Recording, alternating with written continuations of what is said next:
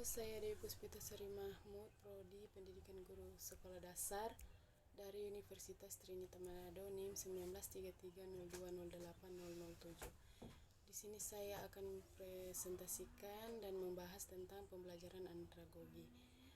Di sini saya akan membahas tentang strategi dalam pembelajaran andragogi.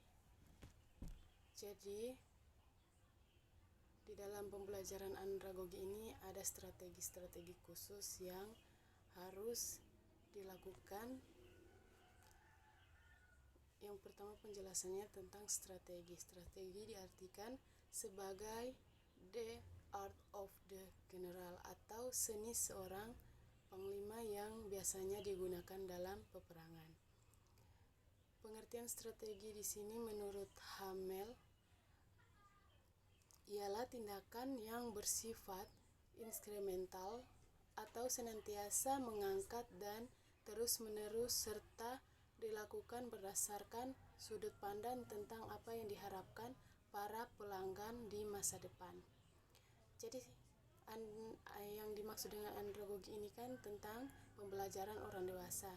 Jadi strategi andragogi merupakan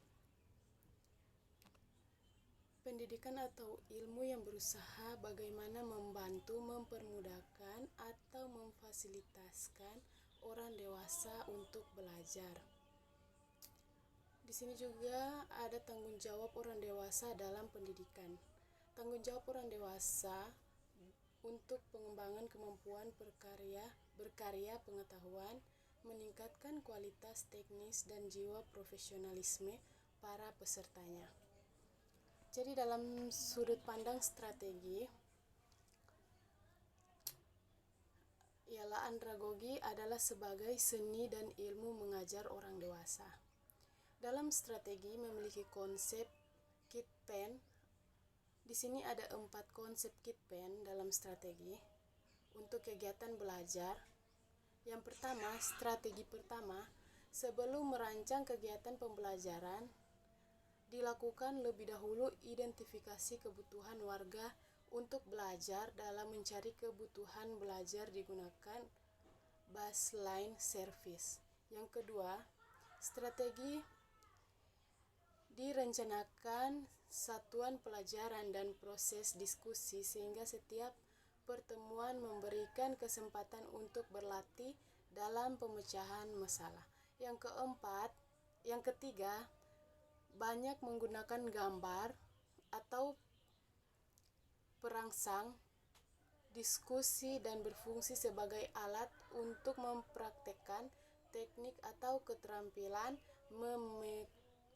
memecahkan masalah. Yang keempat, strategi kurikulum disusun secara luas untuk mengkoordinasikan keanekaragaman peserta didik.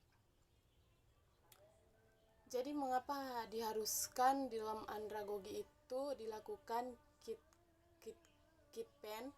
Dijelaskan di sini, konsep ini dilakukan dalam program pendidikan luar sekolah dan konsep ini dapat pula diterapkan pada pendidikan orang dewasa di Indonesia. Kitpen ini berarti dapat berpikir secara rasional dan kritis, pada akhirnya menuju pemecahan masalah. Jadi konsep andragogi didasarkan asumsi tentang karakteristik warga belajar yang berbeda dan asumsi yang mendasari pedagogi tradisional. Berikut adalah 4 asumsi konsep andragogi dalam strategi pendidikan. Yang pertama, konsep datang dari diri mereka, bergerak dari seseorang dengan pribadi yang bertanggung jawab kepada orang lain ke arah seseorang yang mampu mengarahkan diri sendiri. Mereka telah mengumpulkan segudang pengalamannya yang selalu bertambah, yang menjadi sumber belajar yang semakin kaya. Yang ketiga, kesiapan belajar mereka menjadi semakin berorientasi kepada tugas-tugas perkembangan dari peranan sosial mereka. Yang keempat, spesifik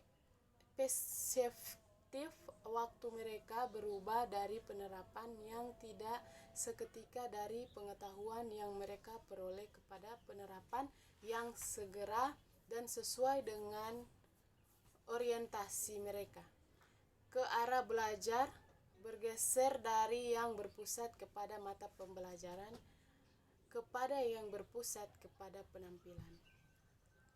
Berikut adalah asumsi-asumsi dasar dalam proses perencanaan kegiatan belajar.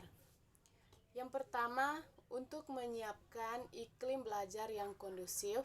Yang kedua, menciptakan mekanisme perencanaan bersama. Yang ketiga, menetapkan kebutuhan belajar. Yang keempat, merumuskan tujuan khusus objektiver program. Yang kelima, merancang pola pengalaman belajar. Yang keenam, melaksanakan program atau melaksanakan kegiatan belajar. Yang ketujuh, mengevaluasi hasil belajar dan menetapkan ulang kebutuhan belajar. Jadi di sini apa yang dimaksud dengan strategi itu? Dalam pengertian umum, strategi adalah cara untuk mendapat kemenangan atau pencapaian tujuan.